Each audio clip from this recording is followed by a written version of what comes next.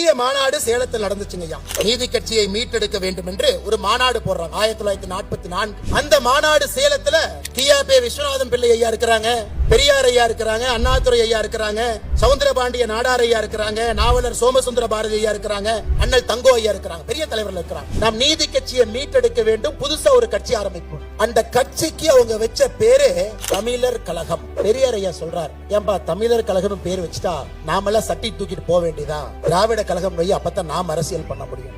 1944 சேலத்துல மீட்டிங் போட்டு கியாபே விஸ்வநாதன் ஐயா உறுதியா சொல்றாங்க, இது தமிழர் கழகம் என்கின்ற பெயர் வைக்கணும்.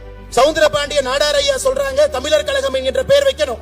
நாவலர் சோமசுந்தர பாரதி ஐயா சொல்றாங்க, தமிழர் கழகம் என்கின்ற பெயர் வைக்கணும். அண்ணல் தங்கோ ஐயா சொல்றாங்க, தமிழர் கழகம் என்கின்ற பெயர் வைக்கணும். 2 பேர் மட்டும்தான் அந்த கூட்டத்துல பேசுறாங்க, தமிழர் கழகம் என்கின்ற பெயர் வேண்டாம், திராவிடர் கழகம் என்கின்ற பெயர் வைப்போம். ஒன்று பெரியார் அவர்கள், இன்னொருத்தர் பேரறிஞர் அண்ணா அவர்கள். இதெல்லாம் சரித்திரங்க ஐயா, எல்லாம் சரித்திரம்.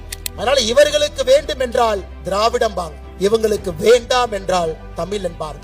சிஎம் எல்லாம் கூப்பிடுறப்ப திராவிட இனம், ஆனா மொழி சொல்லி கொடுக்கும் பொழுது தமிழர் இனம். இந்த டிராமாவை நாம் பார்த்துக்கிட்டே இருக்கோம்.